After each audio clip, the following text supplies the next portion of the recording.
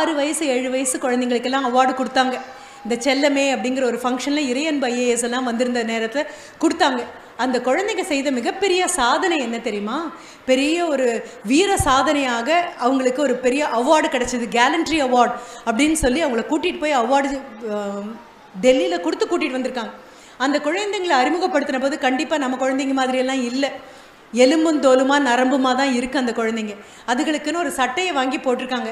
சாதாரண small size வாங்கி போட்டால் கூட அதுக்குள்ளே நீச்சல் அடிக்கும் போல் இருக்குது அந்த குழந்தைய பார்த்தா. அவ்வளோ தொலைன்னு இருக்குது. சரி, வளர்கிற குழந்தை தானே அப்படின்னு எடுத்து மாட்டியாச்சு. இந்த மைக் உயரம் கூட அந்த குழந்தைங்க இருப்பாங்களான்னு எனக்கு தெரியாது. அவ்வளோ பொடிப்பொடியாக இருக்கக்கூடிய குழந்தைங்க என்ன சாதனை பண்ணாங்க அப்படின்னு கேட்டபோது, ஞாபகம் வச்சுக்கோங்க, நம்ம குழந்தைங்களுக்கு அறிமுகப்படுத்த வேண்டிய ஒரு உலகம் அது.